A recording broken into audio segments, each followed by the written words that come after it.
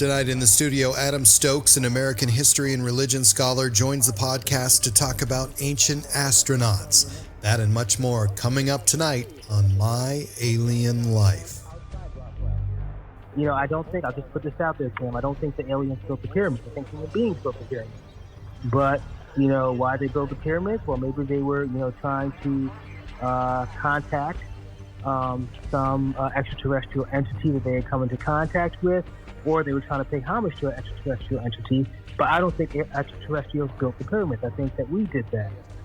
So I'm critical of his theory in that regard, in that it wants to say that everything was created by ancient aliens.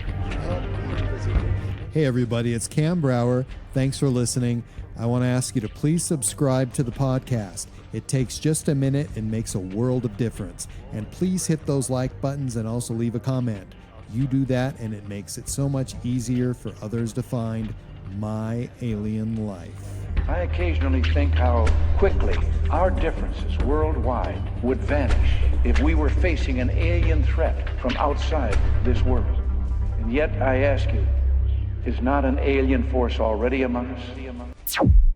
My Alien Life is recorded live from atop the Northern Rocky Mountains and is available on Spotify, Stitcher, iTunes, and everywhere fine podcasts are found. My website is at www.myalienlifepodcast.com. There you will find my email address, all previously recorded shows, and more. I am Cameron Brauer. This is My Alien Life, and the podcast starts right now.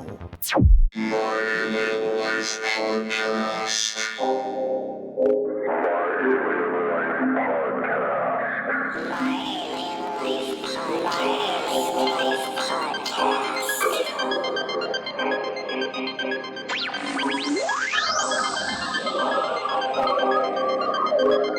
Three, two, 1, 0, and liftoff.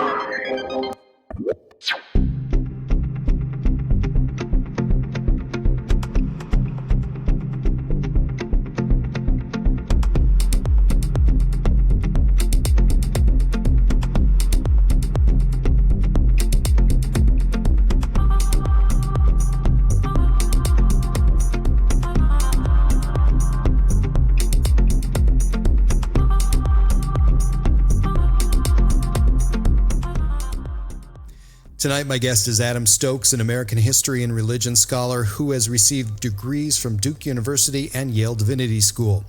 His interests include a variety of fields, including biblical studies, LDS theology, classical studies, ancient American civilization, and ancient astronaut theory. Mr. Stokes, thank you so much for joining me, and welcome, sir. Pleasure to be here, Cam. Thank you for having me. You know, you're actually my first guest from Duke and Yale to appear on the show. Did you actually try to find a better school, or did you just kind of fall into those places? Oh wow, no. Well, that's a long. You don't just fall into those places, right? No, you certainly don't. It was a lot of stuff was going on. I had a lot of support, a lot of encouragement, and basically two parents that said, you better do well in school, and don't get anything below C's or below B's. So I have a lot of people to thank for that, and they were both great experiences. My time at Duke, I was able to do some archaeology there, and my time at Yale were wonderful experiences. I'm so glad you're here, and I hope I can keep up with you as we talk about ancient astronaut theory tonight. Ancient astronauts, are we talking about extraterrestrials that visited Earth and made contact with humans in antiquity and prehistoric times? Yes. Talking about extraterrestrial life, entities, races from beyond this planet, which at some point in human history long ago came and interacted with human beings. Now, there is some controversy within the field as to how much influence ancient aliens, ancient extraterrestrials may have had. So if you look at the History Channel, some people will, say ancient aliens, were basically responsible for every really amazing thing in human civilization. That's not necessarily the position that I take. I think that doesn't give human beings enough credit for the accomplishments that we have done. But I definitely think that there was some type of interaction between human and non-human races, and that those non-human races, those alien races, perhaps nudged us in a particular direction.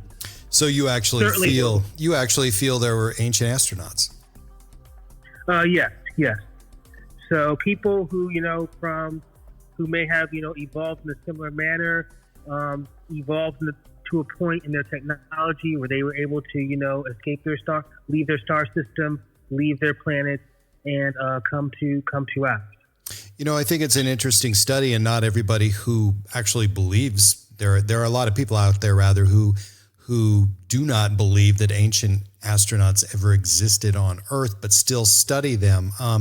How do you study subjects of this nature at a university, even though almost anything could be academic? Is there critical thinking amongst your peers when it comes to aliens? Well, this is really something that has been my own personal interest. It's not really something that I've talked that much about in like the classes and the courses that I've taught to students. But I've always had a fascination. I've always believed from a very early time period in my life that we weren't alone in the universe. I think to think that human beings are the center of the entire universe is arrogance at its max.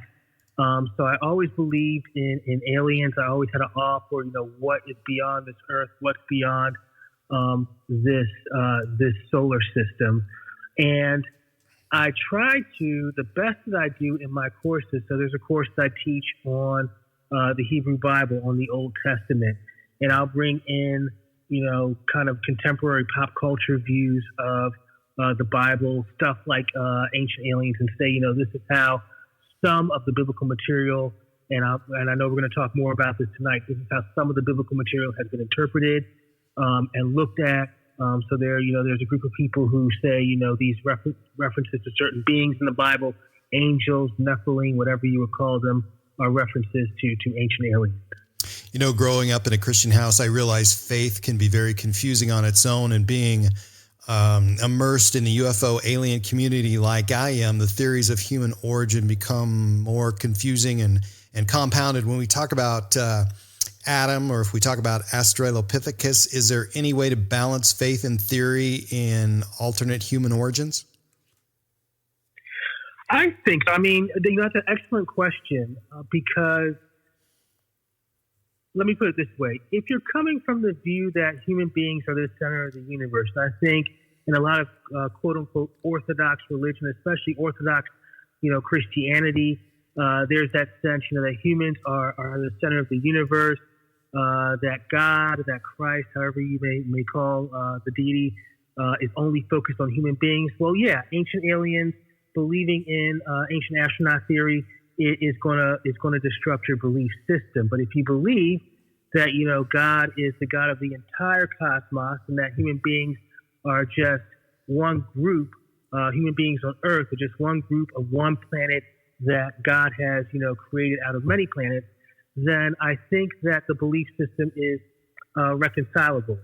I'll give an example from just my own background. You had mentioned that I'm interested in LDS theology. I'm actually a member of the Reorganized Church of Jesus Christ of Latter-day Saints, or the RLDS. They're now also called the Community of Christ. And in our scriptures, it explicitly says that God created not just this earth, not just this planet, but many, many other planets, and those planets have inhabitants on them, and that God loves those inhabitants just like God loves the inhabitants of Earth. And in another LDS text, in a Mormon text, not accepted by my tradition, but very, very important in the Latter-day Saint tradition, the book of Abraham, God himself, I'm sorry to put genders on God, but God himself is said to have come from a particular planet, Kolob, way out in the galaxy. So I think that's an excellent question, Cam. I think it depends on your religious worldview. If your religious worldview doesn't allow for, is really confined and restrictive, then ancient astronaut theory is going to cause a problem. But if you have a broader outlook then I think it's perfectly reconcilable. So what I get from you is that there is a God, but God created much more than we could ever even realize right now. Yeah. And some people, Von Daniken, Stitchin would say that what we call God, especially in the Judeo-Christian tradition, may have been an ancient astronaut, him or herself. So rather than looking at a all-encompassing transcendent being, what becomes known as God, at least within the religious traditions, really is a race memory going back to encounters with UFOs and aliens. We have absent and incomplete data, and we have out-of-place artifacts that show up in our ancient records on Earth. Yes. Why do we often fill those gaps and identify unknown artifacts and with fantastic stories of creation or gods? Is that human nature to attribute the unknown to God? Yeah, I mean, Arthur C. Clarke, who for myself had major influence on me when I was a kid, and on my worldview, and in believing in aliens and influencing aliens influencing human past. I think that's what basically what 2001: A Space Odyssey is. He says any technology that humans don't understand would be considered magic by the primitive human mind. So I think what you see in many religious texts, I think the Bible is a great example of this, but also the Hindu myths such as the Mahabharata is evidence of encounters that ancient human beings had with aliens, with UFOs, and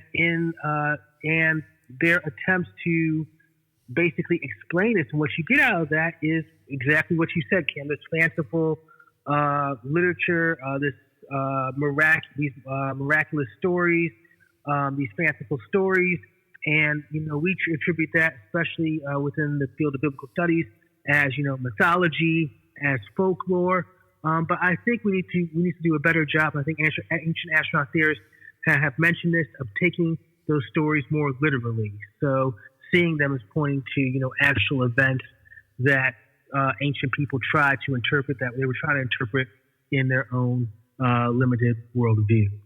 What about now? If we change directions, I mean, now that we're more sophisticated and more intelligent as humans, are we attributing more of our origin to aliens than we would have as gods, say, 10,000 years ago?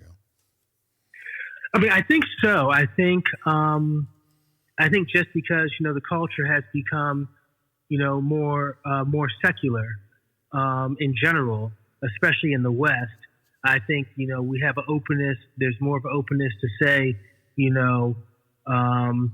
there's something going on here. We can possibly attribute some of our origins, some of what's happened to us in the past, to UFOs, to aliens.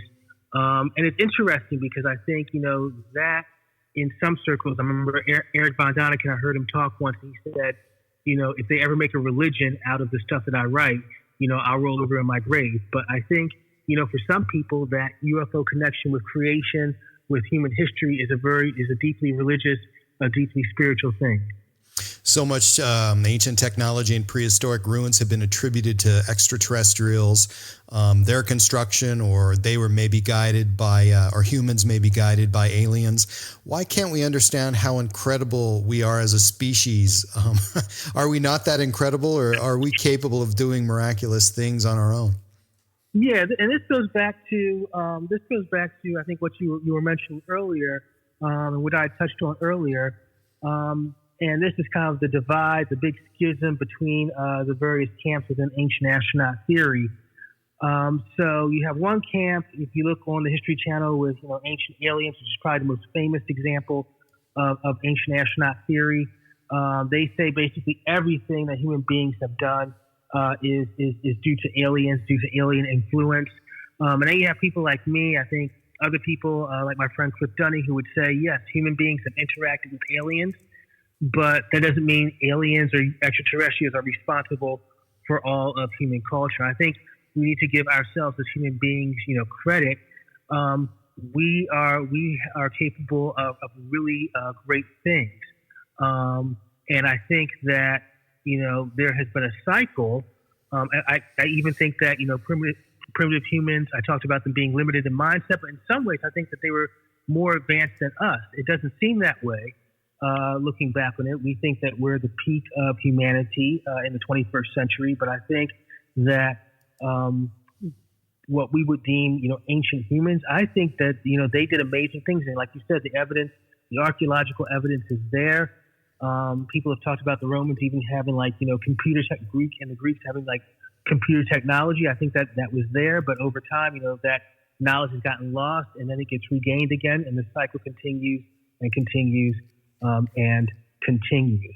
Now, that doesn't mean that while human beings have, been the catalyst, been the impetus for this creation, it doesn't mean that, they didn't interact with extraterrestrials and aliens at this time. And I think that's where a lot of the religious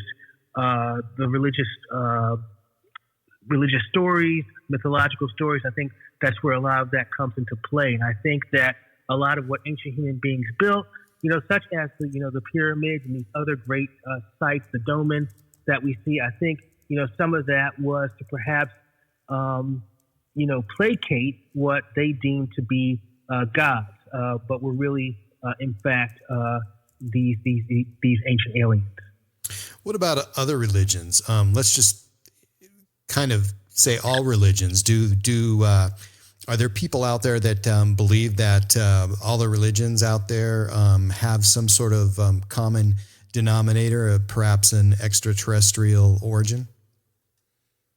Well, I think definitely within the Judeo-Christian traditions, so Islam, Judaism, and Christianity all trace themselves back to the Bible. And even though Islam doesn't actually accept the Bible as a sacred text, the Quran is full of biblical traditions that traces itself back to the patriarch Abraham.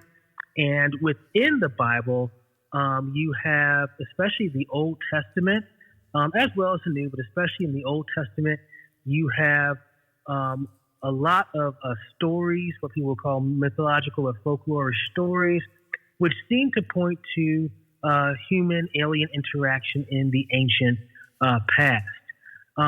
So, for example, I think the most notable example, most famous example that's always mentioned if you watch Ancient Aliens on the History Channel is Ezekiel's wheel, which is in Ezekiel chapter 1. I think it reappears later on in the book, the wheel within the wheel. And Von Daniken has talked about this. NASA scientists have talked about this. It's some type of UFO or extraterrestrial craft. But there are many other examples. So there's what's known as the cloud, or in Hebrew, Nevel, that's mentioned in the Old Testament, that rises and comes down and travels with the Israelites. And if you just a cursory reading of the Bible, Cam, you know this is not just any type of cloud. Clouds don't do that. Clouds stay up in the air. So this Nevel seems to have been some type of extraterrestrial craft. And it's interesting. It stays with Israel, not just in the wilderness. So people, when they hear about the cloud, a cloud by day and a fire and a pillar of fire by night, that's from the Moses story and from the earliest time period of Israel. But it continues throughout Israelite history. So when the temple is destroyed in Jerusalem in 586 BCE, the Nevel actually, the cloud lifts up from the temple, and it's kind of like this shield, something like out of like Star Trek. It's kind of the shield that's protecting this temple, and when it lifts up, that leaves the temple vulnerable to the Babylonians to come in and destroy the temple. There's also what appears to be a UFO encounter, or alien encounter, in the story of Jacob in the book of Genesis. He says that he has this dream where he sees these angels ascending and descending, and God very anthropomorphically, so you know this isn't the God of systematic Western Christian theology, God standing at the top of this ladder. And it seems that Jacob in some way interacted with some type of, as ancient astronaut theorists have argued, some type of interdimensional portal where he was able to see these extraterrestrial beings. And it's interesting. The Vulgate actually has the word for what he sees, Porta Caeli, or the gate of the heavens, or the Stargate, which ancient astronaut theorists have said, is something that hypothetically could connect, could transport alien ships, alien life from one part of the galaxy to the next. And then, of course, there's that famous science fiction series Stargate, which does the same, which basically that's the whole premise of that particular show. But these are just some examples. So going back to your very long answer to your question, at least within the Judeo-Christian tradition, there seems to be a common core of being based in a lot of the mystical experiences described in the Bible, probably having their basis in extraterrestrial encounters. Then if you go to kind of the Hindu tradition, of course, I mentioned the Mahabharata earlier. We have these flying machines that are kind of wielded by these beings of immense power, extraordinary power, who are said to be not from this earth. And that, to me, is evidence of, a race summary of an extraterrestrial encounter. I think the most interesting example, I know we were talking about this earlier when I first contacted you. The most interesting example, I think, in modern times is within Native American spirituality, where UFO encounters are basically a norm within Native American spirituality, and not just through hallucinogens, but people, who claim to be, very awake. They're not under any type of hypnosis or drugs or anything like that, having interaction with alien beings, star people, as some of the Native American tribes refer to them. What are some examples of ancient astronauts in antiquity that are, so to speak, flying below the radar, that aren't heard of much in the current UFO community, or people who study UFOs? Yeah, I think one of my absolute favorite. As you mentioned before, I'm a teacher, and in addition to the course in the Hebrew Bible that I teach, I actually also teach classical Latin and classical languages in general. So Latin and Greek, those are some of the loves of my life. And one of my favorite ancient authors is a guy named Josephus. If you're familiar with biblical tradition in any way, he's very important because he basically gives us a lot of the biblical stories that we have outside of the Bible itself. So people always like to compare his work with the biblical text itself. But he was a first century CE Jewish writer. And he gives a very, very fascinating account of the war between the Romans and the Jews, known as the First Jewish War. And so the Romans are besieging the Jews at Masada.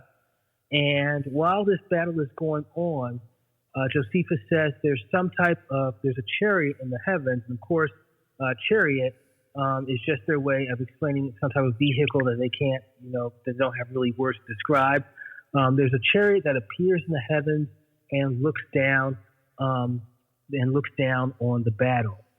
Now, this is interesting, and here is where those ancient astronaut theorists who say that, aliens have intervened in human history and have shaped the course of history, this is where, they kind of have somewhat of a point, because this battle is extremely important in the history of the development of the Roman Empire.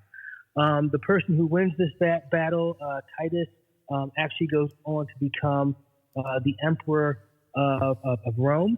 And so the presence of this chariot, which in my view and in interpretation of ancient alien theorists, is really some type of extraterrestrial craft or spaceship. It seems to be looking down and kind of, recognizing this as an important event that's going to happen, that's really going to change the course of the Roman Empire and also change the course of the Jewish people at that time. So that's a really interesting event that nobody really touches on. I think one or two people online have, touched on it, but it seems to be evidence of an extraterrestrial encounter, and kind of like these aliens were visiting or looking at, like they kind of knew that this was going to be a very important event in history. Even though mainstream religion doesn't really acknowledge ancient astronauts, what would you tell us? Why would you say it's important to study this ancient record or belief? Yeah, I think that, so for myself, as someone who is religious, as someone who is spiritual, biblical exegesis, which is, I majored in religion in college, biblical exegesis, or examining the scriptures of any religion, for myself, coming back to myself, that's more than just an academic enterprise. That's a way in which you become closer closer to God, closer in your spiritual walk.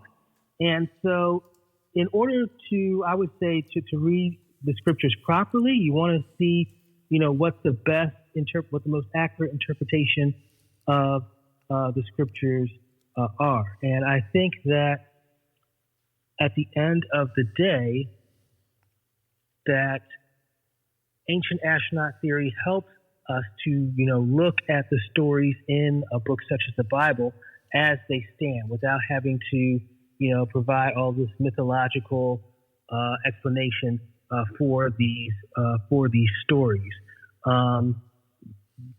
It basically, validates, the events of the Bible, the events of a particular scripture.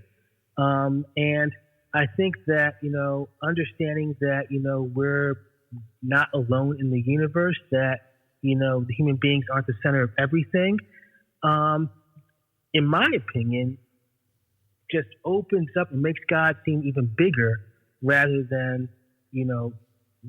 smaller, because at the end of the day, yes, you have these aliens, but who created the aliens, and who created the beings who created the aliens? So it keeps going further and further and further. So I don't think that ancient astronaut theory and its implications is anything for the religious community to be afraid of. Unfortunately, this has not been the case. Oftentimes, I know you mentioned, Cam, that you were raised in kind of a Christian household. I was raised in a Baptist setting. I went to a Christian school, and we were told whenever I mentioned the possibility of aliens, we were basically told that they were demons. So basically, if you saw a UFO, they didn't deny they existed, but my mentors at the time when I was in school, if I asked a religion teacher, they would say those are demons. But if you look at the Bible, there's all types of beings, and they're not just bad. A lot of them are good, and they do a lot of good things. So how do you reconcile that? Are you going to say are you going to classify them as all demons? Because there's a lot, as I said, there's a lot of beings. There are a multitude of beings in the Bible, and they all, a lot of them do really good things. They bring blessings to people. The angels of the Bible, the Malachim in the Hebrew, they do a lot of good. So you can't really classify them as all demons. So if that goes back, if those stories are race memories of UFO encounters, you can't really classify them as all demons. I'm not sure how to ask this question, but shouldn't it just be us? Now, the reason I ask that is because religion in itself is so confusing to people. And you mentioned that some religions think that aliens are demons, and I do know people in the Christian faith who absolutely think that aliens are demons. But shouldn't it be only us? And isn't it really, really difficult to include who knows, an infinite number of other types of beings throughout the universe? Wouldn't that cloud religion and just make it impossible?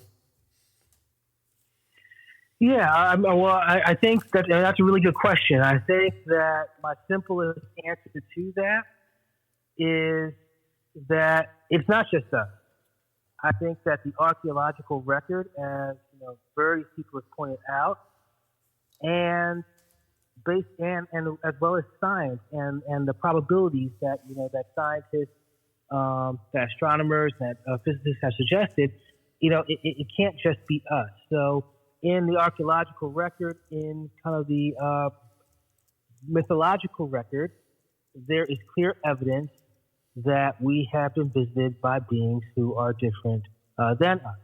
Now, if you take it Neil deGrasse Tyson route, you take it from that perspective, there are thousands, if not millions, of inhabitable worlds just like the planet Earth.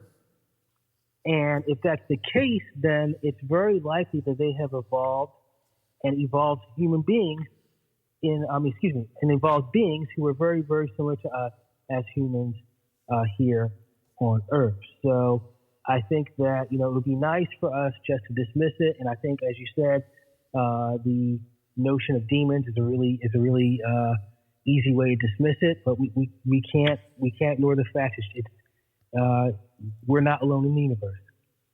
And I think, recently with the stuff that's been going on with, To the Stars Academy, stuff that you guys have mentioned on your show, that, I think it's clear UFOs are becoming less and less of a joke. You used to say to someone, I saw a flying saucer, and, they'd laugh at you. It'd be like, saying I saw Elvis or the Easter Bunny. But, the footage that we have now, and I think, more disclosures coming slowly and surely. But the footage that we have now makes it clear that, we're dealing with something where we're not alone. There's something else other than us as human beings. We've certainly had some amazing minds in the last 50 years study exactly what we're talking about now. So tell me, what does Eric von Daniken bring to the question of ancient astronauts? We've talked about him earlier. Yeah, I think that, he does a very good job. So there are things I love about von Daniken, and there are things that, I'm critical of him about. Namely that, as you mentioned before, I don't think he gives human beings enough credit for, what we have done as a species and our intelligence and our creativity. I'll just put this out there, Cam. I don't think the aliens built the pyramids. I think human beings built the pyramids. But, why they built the pyramids? Well, maybe they were, trying to contact some extraterrestrial entity that they had come into contact with, or they were trying to pay homage to an extraterrestrial entity. But I don't think extraterrestrials built the pyramids. I think that we did that. So I'm critical of his theory in that regard, in that it wants to say that everything was created by ancient aliens. At the same time, I think that von Daniken and Stitchin, to a lesser extent, is to be praised for basically doing what fundamentalist religion claims that it does, taking the text, taking the scriptures, taking the Bible, and other religious texts from around the world literally, and reading them for exactly what they say they are. So the Bible mentions, these different types of beings, these angels, these beings of light. The seraphim, for example, from the Hebrew term seraph, means a shining one. So these shining beings, who, in my mind, in my view, are basically ancient aliens. And I think that von Daniken was the first to really, take the Bible seriously, take the literalness of the Bible seriously, and kind of, I think, from a philosophical view, more so than I think even von Daniken himself admits, from a philosophical point of view, showing that, the God of kind of systematic Western theology, the standard understanding of God in the West is different than the God or gods depicted in sacred scripture. The gods, the lowercase gods of sacred scripture, are likely extraterrestrial entities. You mentioned Stitchin. He kind of expanded the idea of ancient astronauts into Well, almost a new religion for some who study his work, right? Yes, yes. So his book series on the Anunnaki is very interesting. I used to be hooked on that. I remember reading all of his books. He's meticulous in his analysis of ancient, Sumerian and ancient Babylonian texts. He was a very good linguist. I know people came later on and kind of critiqued some of his translations, but he was very meticulous in his research, and his Anunnaki have become, like you said, a religion in and of themselves. There was even a movie of them, I think, a few years back. Actually, a really decent movie on the Anunnaki a few years back. And I think what Stitchin contributes, so if Von Daniken takes the literalness of the Bible seriously, Stitchin kind of gives an ancient alien explanation for the dualism that we see in the Bible between good and bad beings. Because with the Anunnaki and others have developed this further. A lot of modern ancient astronaut theorists have developed this further. But with the Anunnaki, you see that the good Anunnaki who interact with humans and try to help them from time to time, and then there's these Anunnaki who are just plain jerks and are enslaving people and beating the crap out of people, and not really wanting human beings to prosper, but to really be kind of a slave species, as other scholars have pointed out. So I think they both made major contributions to our understanding of things. Talk about Nibiru and tell me what you think it means just on its own, and what do you think that means? Is that a representation of something coming, like basically the return, or what do you think of that? I think that Nibiru. I don't know too much about it. I've watched some documentaries about the planet X and what's going on with that. I find it fascinating because I think Nibiru, like Kolob in kind of Latter-day Saint theology, is interesting because that is kind of we can point to an actual place from whence the gods came. I think when you talk about heaven or the realm of the gods, it's always something metaphysical, especially within religious circles. It's not in this plane, it's not in this dimension. You have to die to get to heaven. But Nibiru is that place from whence the gods came, just like Kolob is in Latter-day Saint theology, the place where the gods came from. It's a physical, it's a tangible place that if we had the ability, we could go there and we could visit that place. And I think that's fascinating. I mean, that's the place that, how can I put it? That is the home world of the gods, of these alien beings. And so, in my view, the importance of Nibiru lies not necessarily in it coming into our orbit or coming back into our orbit, but as a physical manifestation, as an actual place where the gods abide, not metaphysical, but a literal place. There are a lot of indications and again, I'll say common denominators that when we look back, say 3,000 years, and when we were first able to look at these different texts and be able to understand their meaning, we're looking and finding some of the same tradition and the same stories, and even in the Native American culture, we're hearing some of the same types of stories, and the Sumerians had some of the same type of origin stories. I mean, they all look very similar in certain ways, but then they have their huge differences. Do you think those oral traditions that were passed on from generation to generation also escaped those cultures and moved and influenced the story and religion and of other cultures globally? Oh yes, I think absolutely. So I think the best example of this is kind of the Noah story, the flood tradition, which you get not just in the Bible, but in Greek tradition, in Hindu tradition. In fact, the other day I was reading an article comparing the account of the Hindu flood, where there's this fish who basically attaches itself to this ark type of vessel and saves humanity, showing the parallels between that and the biblical flood story. And it's interesting because that flood story, Stitchin was very big on saying, the giants and the Nephilim, the giants or the Nephilim, which literally means basically the fallen ones, in that story were basically extraterrestrials. So that was a very, very big story for Stitchin.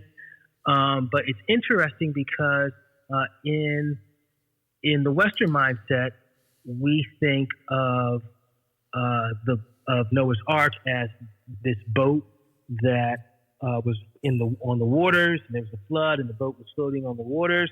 That's not actually what the text necessarily says. So the text actually says that there's this chest, this kind of like block type of structure that is carried, Allah in the Hebrew, al, above the waters. And then the Vulgate is actually more explicit about this. It says super terra, above the earth. So this could have been some type of kind of space, like for ancient astronaut theorists, this could have been some type of kind of space vessel or that hovered over the waters. Now, to get back to your point, that is a story that seems to have its basis in a human/extraterrestrial type of encounter, but this tradition, wherever it came from, I'm not necessarily saying it came from, what we have in the Bible, because the Gilgamesh story, for example, is much older than what we have in the Bible, but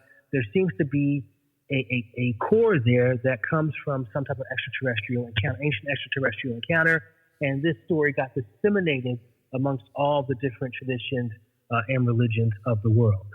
So you find it in Greek mythology as well.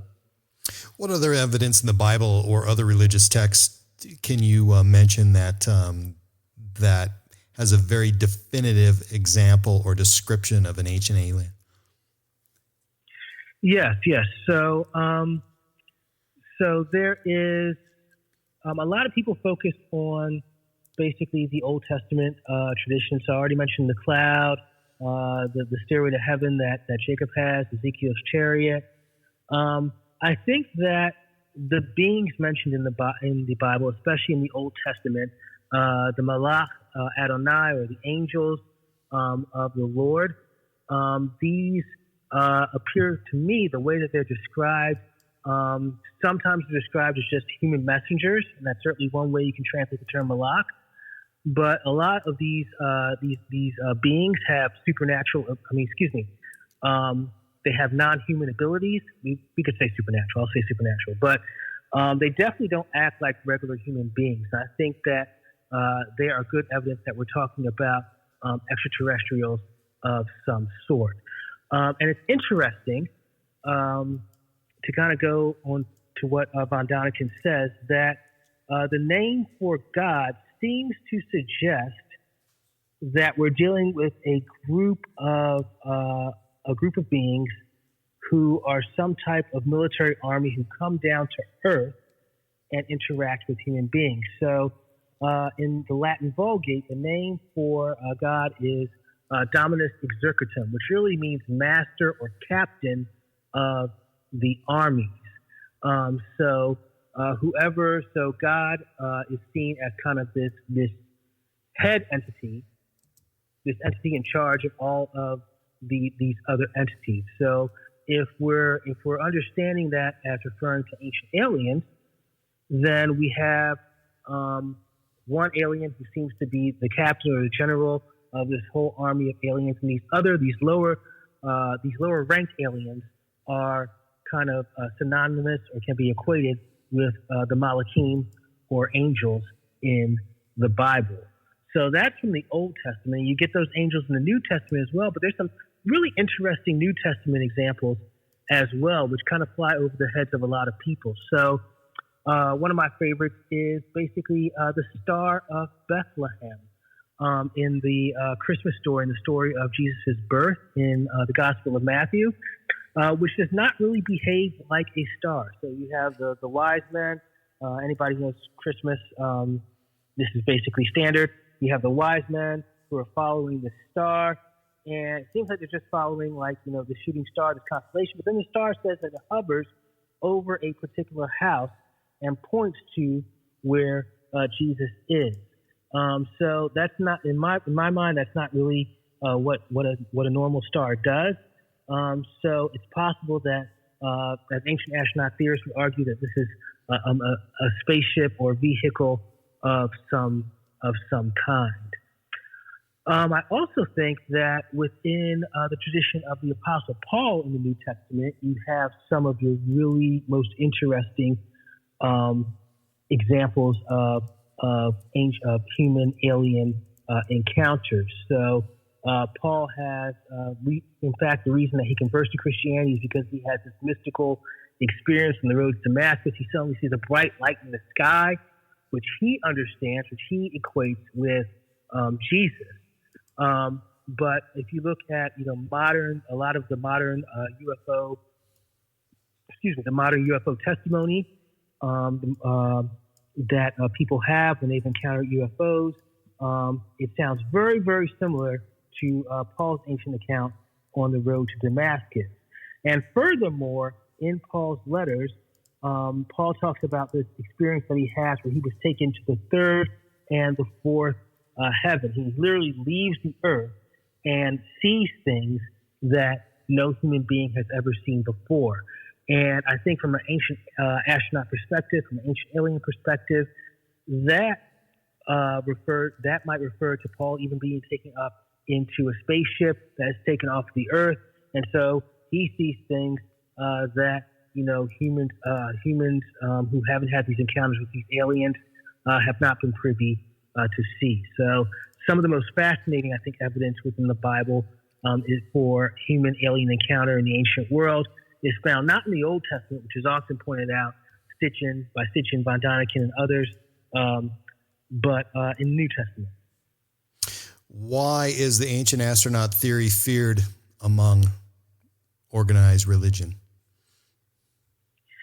I think, again, it goes back to, I think there's a lot of control issues, because if it's true, then the theology, I think within certain religious traditions, the theology that has developed over hundreds and hundreds of years would have to be reexamined, and so that control that certain religions have that say you have to believe this theology because this is what we're giving you, that control would this is what you have to believe in order to remain within the fold.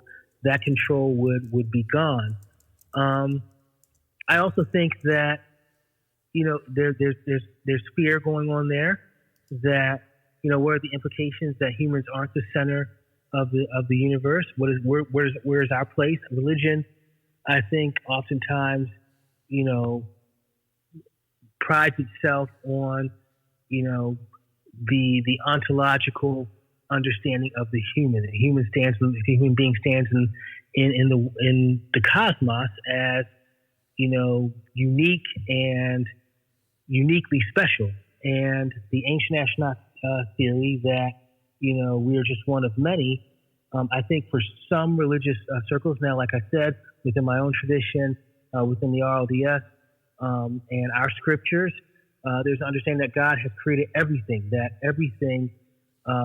That God has created multiple planets, and that all of these planets are inhabited by people, and God loves the people on those planets just as much as He loves the human beings here. But I think there's control and fear of losing that control, and fear of having to understand human beings and their relation to the universe in in a different light. And it's easier to just say that, UFOs are demons. And that way, you kind of retain the importance of humanity rather than really kind of thinking about the theological implications of us not being, the only race in the universe. And I think that, I think the organized religion, to some extent, is slowly coming around. Like I said, I remember Pope Francis saying a few years back that, extraterrestrials, life outside of planet Earth is not in conflict with, Catholic dogma. So I think, and maybe that's for more conspiracy theorists, that's an attempt at the Vatican to bring disclosure of stuff that they have already known about. They've known about for many years. But I think that, some organized religious traditions are slowly opening up to the possibility that we are not alone, that we haven't been alone for thousands of years. We haven't been alone from the beginning of human history. But for the more fundamentalist circles, where there's a strict understanding, of God, especially God as this transcendent being in the sky who we can't, touch or feel or see, ancient astronaut theory calls that into question, because if God is to be understood as synonymous with a lot of these ancient aliens, these extraterrestrials who encounter human beings, well, that God is tangible. That God is somebody that people view. So it kind of throws that theology on its head. Interesting. What about Native American religion? I mean, here we have a group of people who are living amongst us right now, us as Christians and Muslims and whatever else, but they have their own tradition and it's different, especially their belief in ancient aliens and astronauts or what they have perceived in the past. What did that look like? Yeah. Well, I think, Cam, I want to say that if organized religion, especially within the West, within the Judeo-Christian traditions, if they want to kind of find a way to deal with the implications of ancient astronaut theory, I think looking at their Native American brothers and sisters is an amazing way to do this, because Native American tradition has, I think, done an amazing job of kind of reconciling this notion of alien-human interaction in the ancient times and in modern times with their own spirituality. There's no contradiction. In fact, the sky people, or the star people, as various Indian tribes call them, are an integral part of their spirituality. And these people are not seen as demons. The star people are not seen as demons or as evil, but as guides,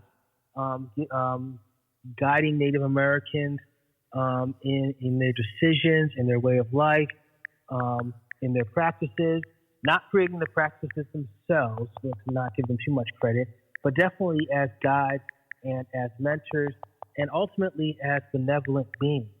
And I think that there's absolutely no reason that organized religion in the West, especially Judeo-Christian religion, can't adopt that similar view. And I think that's already there within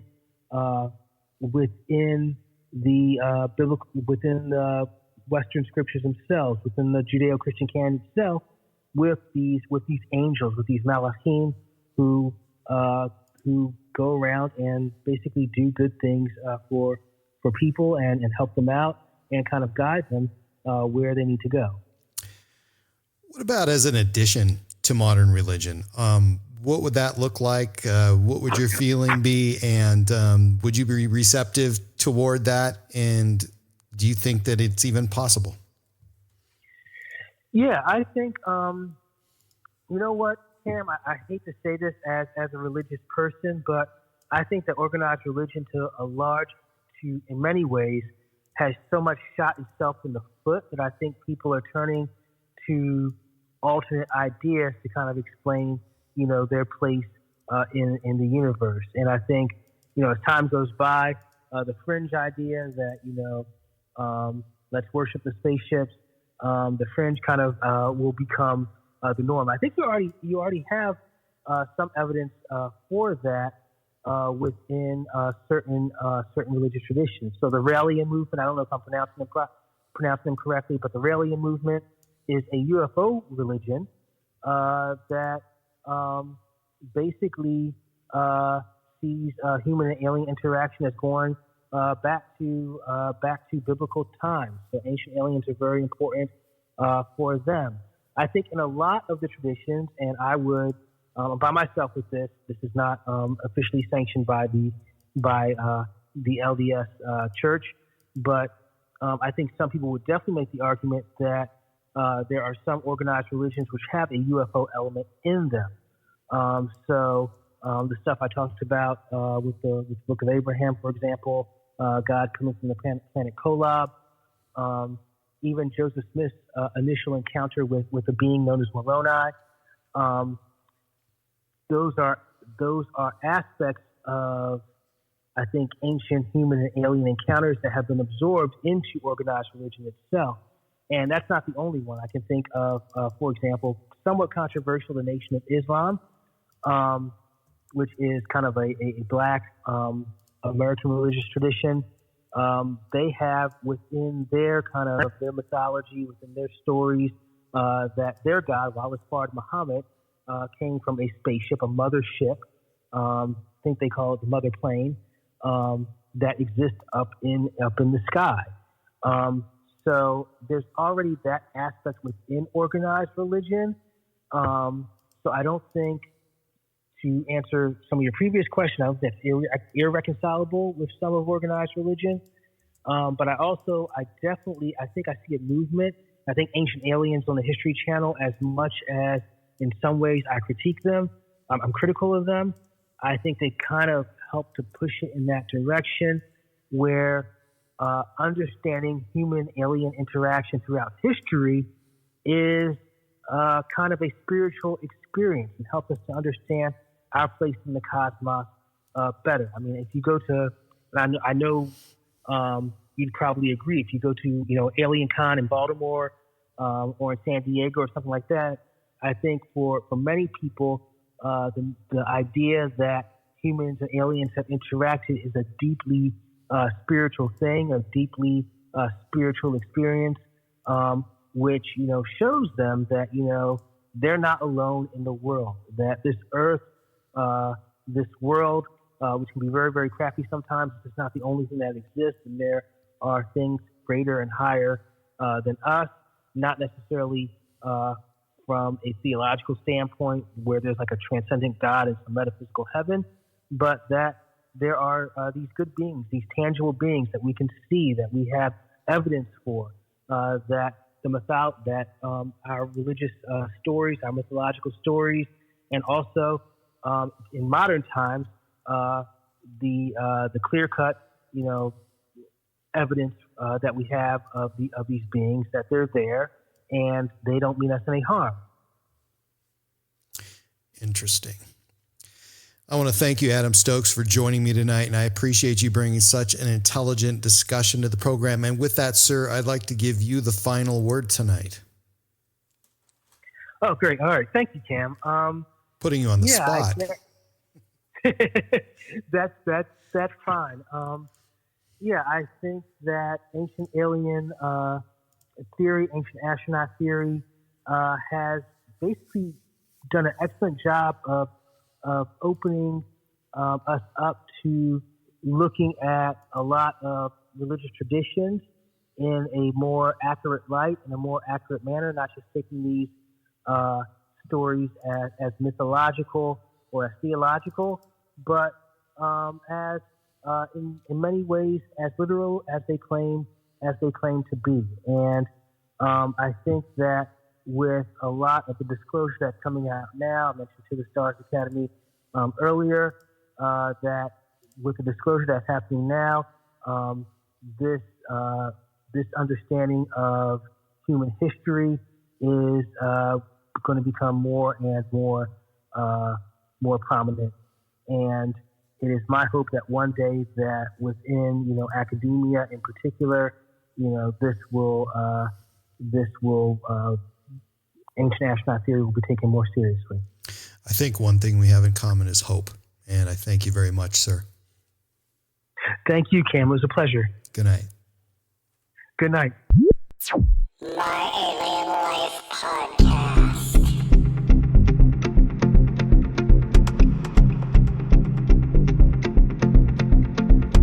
You can find my website at www.myalienlifepodcast.com, and please subscribe to my latest downloads at iTunes, Spotify, Stitcher, and at podbean.com. And please follow me and like me on Facebook and Twitter. My Alien Life is written and produced for broadcast at Studio 254 in the Northern Rocky Mountains. The music you are hearing is produced and created by ELEON. You can find all ELEON's work online at Heart Dance Records.